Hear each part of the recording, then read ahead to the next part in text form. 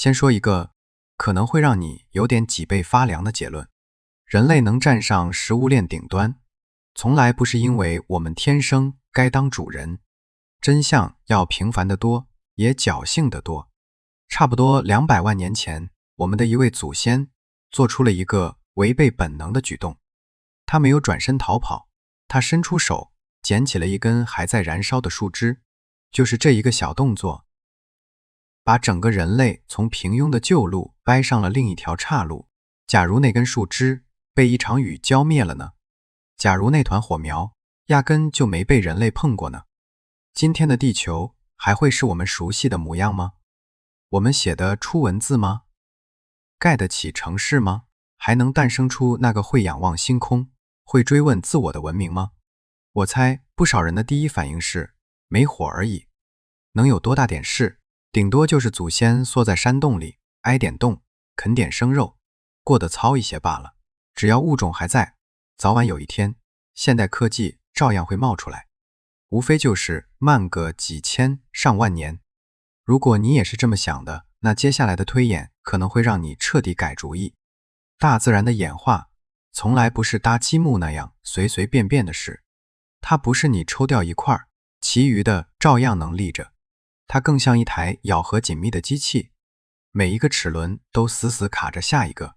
火很可能不是文明这台机器上可有可无的零件，它是藏在最里面的那颗主动轮。它要是不转，后面所有的齿轮一个都别想动。更要命的是，学会用火这件事本身就充满了你想象不到的偶然。很多人觉得一个物种只要够聪明，迟早总能学会用火，可事实压根不是这样。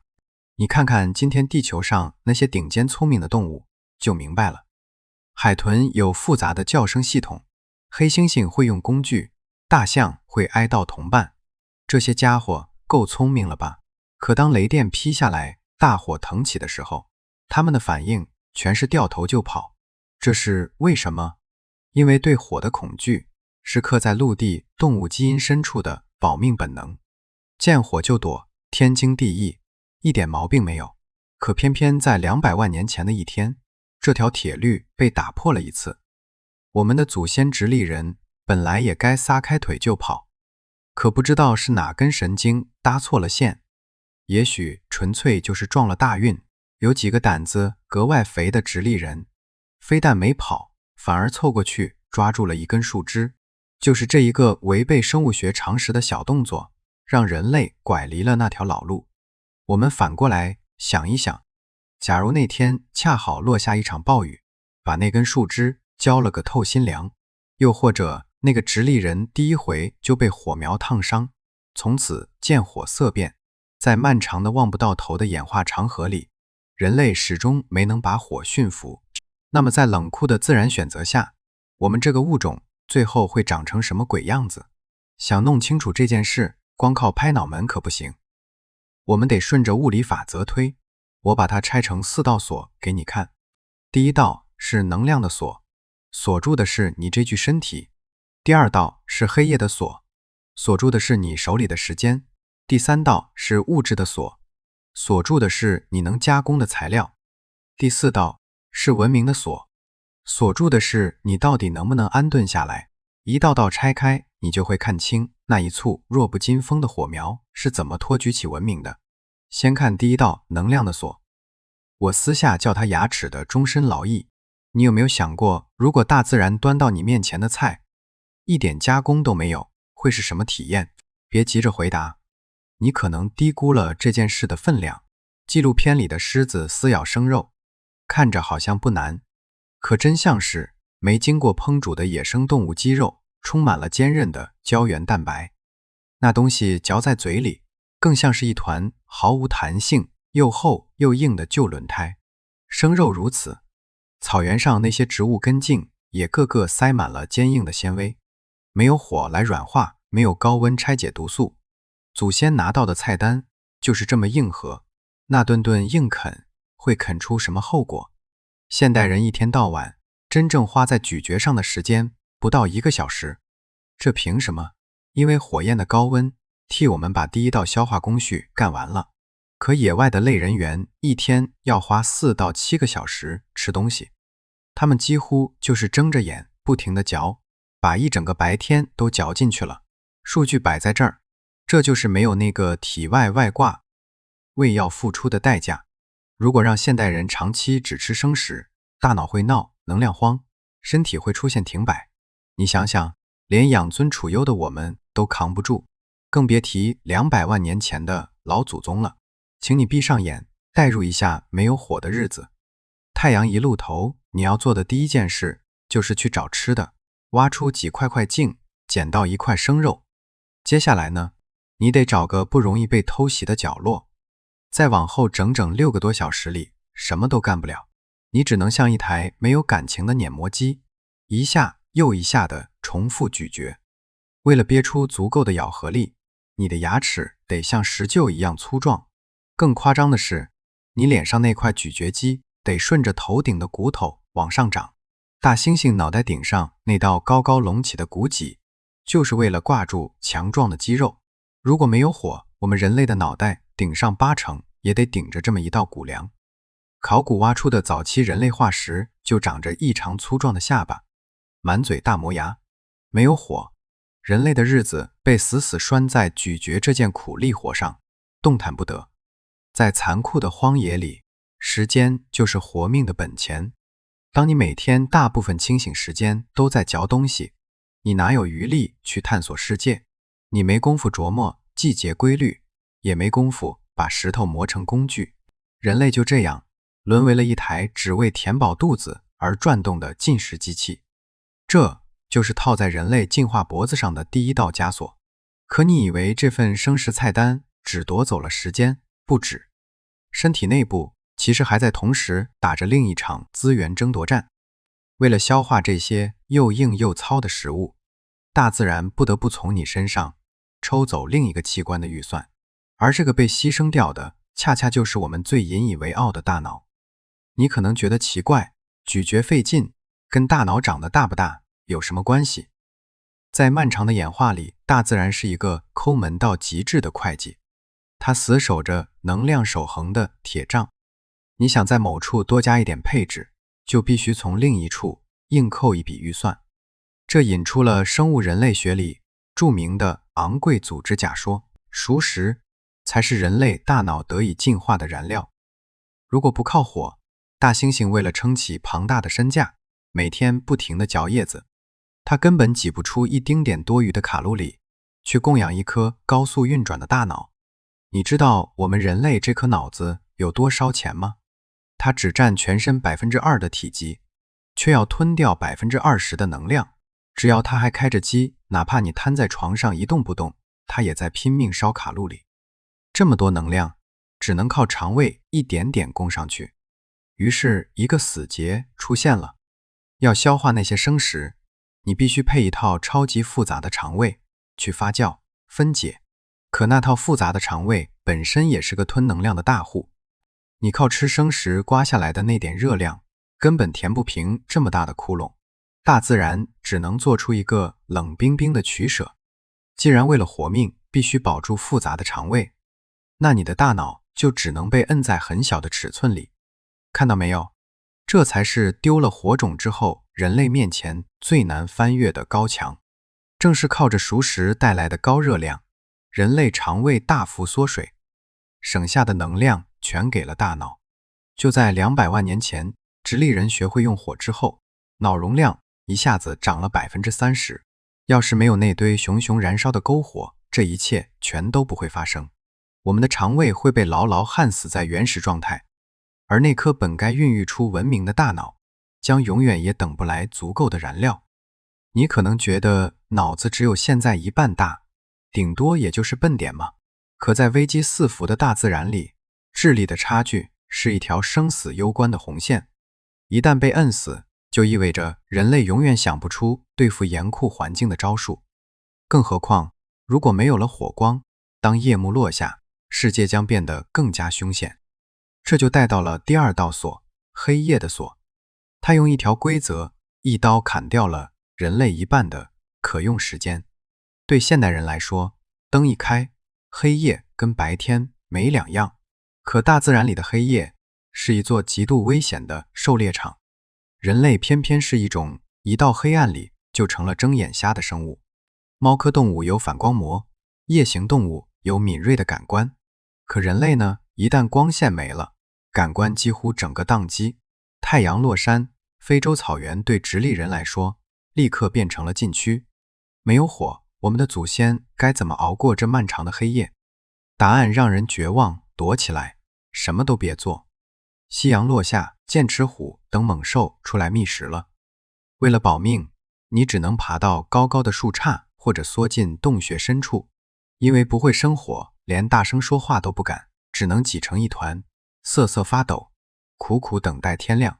这道黑夜锁可怕的不仅是损失时间，因为时刻提防野兽，其他灵长类在树上的睡眠质量极差，而人类有了火堆的保护，才头一回能睡进深度睡眠。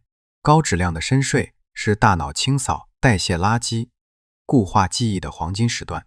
要是丢了这段被火光看守的深睡，大脑潜力又得被砍掉一大截。第一道锁抢走白天，逼你像机器一样嚼生肉。这第二道锁封死黑夜，让你蜷缩在树上躲野兽。一头一尾这么一夹，人类的字典里根本不存在空闲这两个字。你可千万别小看空闲的分量。要是把每天的时间比作画板，人类手里的板子早就被生存底色涂得密不透风。当每天都在为活过今天拼尽全力，就绝无可能生出任何创造力。其实真正让文明站稳脚跟的，恰恰是那堆能点亮黑夜的篝火。它不只把野兽逼退，更开辟出了一段真正安全、不被生存法则缠着的时光。而在没有火的平行宇宙里，这段时光被整个抹掉了。在这被没收的黑夜里，文明本该发芽的那块温床也被连根拔起。人类攥住火，黑夜变成营地，人们围着坐下，开始磨时髦。这就是技术积累的原始雏形。语言能力是把人和动物划开的标志。复杂的语言就藏在篝火旁，那些没头没脑的闲聊里。篝火是远古的第一代信息交流中心，就像局域网把一个个孤立的大脑连成一片。白天是紧张的生存沟通，全是快跑，有野兽这种短促口令，可晚上围着篝火，肚子填饱，大家彻底放松，自然就聊开了。有人说野鹿怎么跑掉的，有人说明天去哪儿打猎。这时候人类开始谈论过去和未来，抽象思维就这么诞生了。为了传达复杂计划，语言的词汇量和语法结构被逼着一天天复杂起来。篝火还改写了社会结构，它建立的情感纽带压下了部落内部的暴力，而没有火，部落就只能倒退回那种全靠尖牙利爪争抢的野蛮状态。在这个没有火的平行宇宙里，这一切统统不存在。大家闭嘴，在黑暗里龟缩，没有沟通，知识传承被硬生生掐断，一代人的才智只能随着老去而烂进土里。所以你看，丢了火，人类不仅丢了时间，更丢了那套孕育思维的社会系统。接着就是第三道锁，物质的锁。很多人以为文明的化工发明是火药，其实是陶器。普通的粘土遇水即化，一旦扔进600度的烈火，结晶水被蒸干，就变成了陶器。它坚硬、防水，这才是火递给人类的第一份材料学礼物。要是在那个没有火的平行宇宙里，人类永远也迈不过那道600度的门槛。石头是石头，木头是木头，泥巴永远是烂泥。陶罐能囤水、存粮，能让人熬过旱季和寒冬。煮东西能杀掉病菌，直接让人类存活率断崖式猛涨。甚至它是人类做化学实验的第一个基础器皿。没有了陶器，什么酿酒、熬盐、熬草药通通做不到。而金属的出现更是被火死死卡住。想熔铜要1000度，想炼铁要1500度的密封高炉。没有对超高温的掌控，矿石对人类来说就是一堆毫无用处的石头。这意味着青铜器、铁器绝无可能出现。那些锋利的剑、坚固的犁，乃至后续的机器，连孕育条件都不存在。冶炼是化学密码，没有火，你连密码锁眼在哪儿都摸不着。当一个物种连材料的物理状态都改不了时，整棵科技树就被彻底锁死了。人类的手艺再怎么练，石头终究是石头，无论打制得多么精细，它始终受限于材料的物理极限。到了最后，文明所剥夺了农业和定居的一切可能。只要还在四处漂泊追逐猎物，所谓的文明就无从谈起。农业需要大规模深翻土壤、引水灌溉，这一切全靠金属工具。没有铁犁，光凭那几块石头，你永远开不出养活部落的耕地。既然农业这条路被堵死，祖先只能继续过流浪的原始生活，而漂泊会让部落规模永远被限制在极小的范围。迁徙路上，老人小孩会拖累行进，食物需求像滚雪球一样翻倍，大自然会用饥饿把部落人口裁到警戒线以下去。而当人类人口少，就没有复杂的社会分工，没有人可以专门当铁匠、祭司或工匠，所有人都得忙着找吃的。这就像环环相扣的连锁反应，没有火，就没有这一切可能。当一个物种既没有社会分工，又没法安家，文明的种子就被彻底枯死了。连带着消失的还有城市和文字。城市需要物资调配、防御城墙，全都建立在农业和金属的基础上。没有这些，所谓的城市充其量就是风雨里摇摇欲坠的帐篷。文字这种高级载体同样被火掐住了脖子。没墨就没书写，没定居，记录就没法流传。哪怕发明了1万次，也会在下一次的长途迁徙里被当作累赘，随手扔掉。没有记录就没有历史，没有历史，文明就没法累积。人类的智慧只能在岁月的冷风里慢慢飘散。如果把文明比作电脑，城市是硬件，文字是软件，火就是唯一的物理电源。没有电源，不可能在泥土里凭空盖楼，不可能在虚无中写出史诗。我们回过头看那个没有火的平行宇宙，人类并没有灭绝，等着我们的是比灭绝更让人唏嘘的永远的平庸。200万年后的今天，依旧会有人类在荒野游荡，只不过他们的脑容量只有黑猩猩的一点点大，脑袋顶着骨脊，下巴宽厚，依然只是出色的狩猎野兽。他们绝不会仰望星空，追问宇宙的边界。他们永远不会在草原上盖起一座城，也永远不会向太空射出一枚探测器。这一路的硬核推演摊开了一个残酷真相：人类能走到今天，绝不是因为我们命中注定是万物之灵，而是因为在那个充满偶然的下午，祖先做出了违背本能的动作。他们没有逃跑，而是伸手捡起了那根燃烧的树枝。火从来不是辅助工具，它是一道界碑，是区分野兽与文明的唯一界碑。今天我们能舒服地坐在房间里听这一切，起点全在那一缕微弱的火苗上。大自然铺了无数条平庸的路，人类却侥幸抓住了那唯一一条通往高级文明的窄道。当你拧开燃气灶，或者按下打火机，看着蓝色火苗跳动时，希望你能感受到你手里握着的是曾经砸开了4道自然枷锁的奇迹。好，这一期就先聊到这儿。如果觉得有意思，就点个赞，支持一下。欢迎把这一期转给那些你觉得会感兴趣的人。要是还没关注，顺手关注一下。我们下期再见。